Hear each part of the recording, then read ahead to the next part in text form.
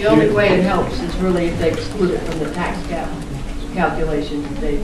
I'm sorry? The only way it helps the town is to exclude that from the tax cap calculation. Right. Right, which I believe is one of the proposals. Yeah. Thank you. Jim, what is the number right now on the cap combining both the school and the municipal side?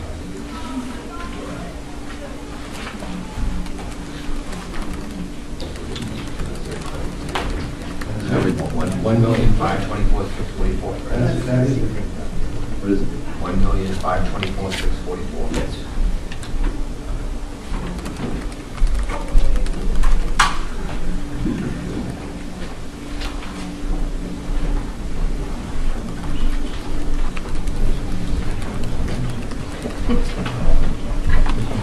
Again, my question is based on what the budget committee had recommended on the school side. Okay. Did you increase that to their request, not what was from the budget committee, correct? Right. And if you went by the budget committee, This represents our request in their request. but where would we be if we went by the budget committee? On both, Well, on the school side. $28,000 below the cap.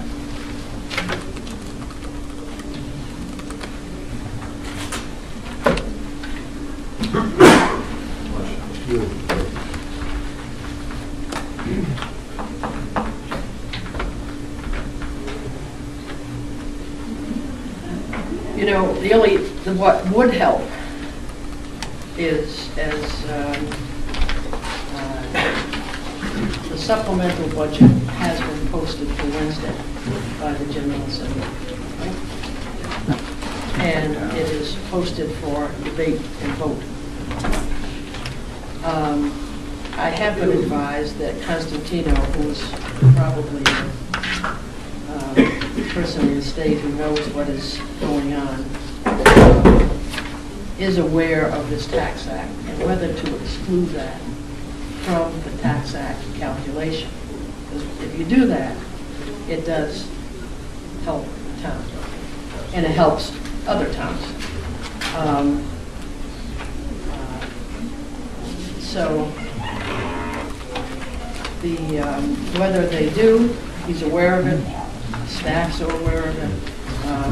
It will probably depend on what City of Providence and Cranston advise them, not necessarily the town of Tiverton. So that is the one thing that is substantially changed, whether we're under the cap or over the cap.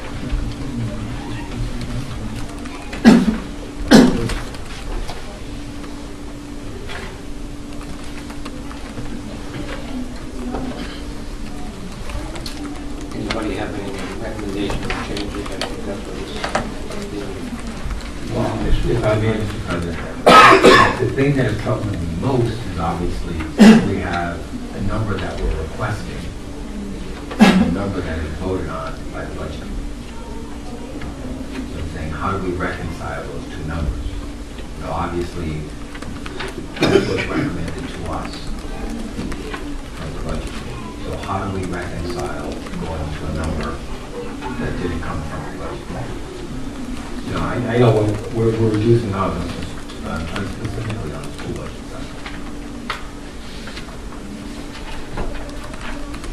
side. I'm just taking the requested amount. I could certainly go back and take our requested amount and put the budget committee's amount into one of these very quickly. No, again, I'm just saying, I mean, we're asking to approve a number that,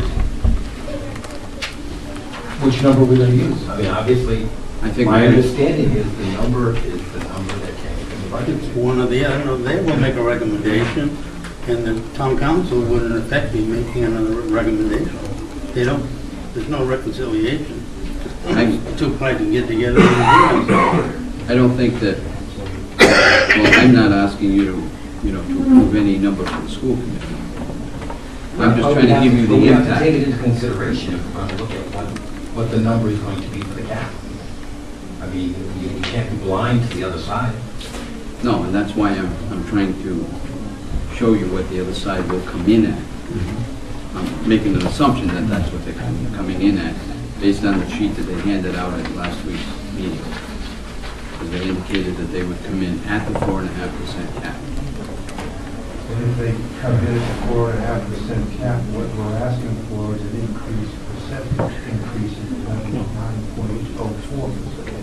Anywhere there, correct. I mean, I guess one way of looking at it, just one way to look at it is to look at it realistically. And that is, you're going to tell people in Tiverton, your tax levy is going up 9.04% this year. It's too bad 20% of you are out of work. It's too bad another 20% of you have cutting wages or cutting hours. And that's all too bad, but our revenue's going up 9.04%. Looking at it just realistically, it's hard for me to believe that a financial house needs. I understand that, but the realism of it is that this projects a $1.4 million loss in revenue. I understand. I understand.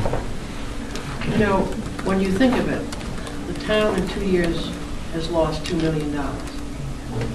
And the first year, somehow we came out with a surplus of roughly 269, a little more if we correct the financial statements. But to make that, you can make that up over a period of years, but it's very difficult to make it up even with substantial cuts in 1 year. And that's what we're faced with. $2 million. The first year was revenue sharing, almost $500,000. This year it was $1.4 million in automobile reimbursement. And obviously, powers that be have decided that some of this will have to be borne by taxpayers. Now, clearly, we'd like to get it as low as we can, but that is going to be up to the financial town meeting. And I'm certain people will be there on both sides. The municipal budget overall went up 3.3% with increased costs, unusual increased costs, with benefits, substantial increases in benefits, an increase in debt service. We made some additional capital purchases, or we're projecting making some additional capital purchases. We've had some costs we need to incur. And with those, we're still looking at a 3.3% increase, which is below the cap by 1.2%. On the municipal I side, think what troubles me is we keep saying below the cap on this side and at the cap on the other side, but nobody's talking about the combined number. You've done a commendable job in bringing the municipal side under. You know, the school department, if they stay where they are, going to be at the cap. Well, combined, we're over the cap. If it's going to be this or better, because it depends on how the school makes out making their presentation for their 4.5%. If that's cut in any way, which is not impossible, which is probable as a matter of fact, then that's going to favorably impact that percentage. So I don't know whether we should, maybe we should just deal with the municipal side of the budget and Yeah. that's how we can legally. I mean, we're not, you know, the school number is a school number. When you plug it in, it gives you figures that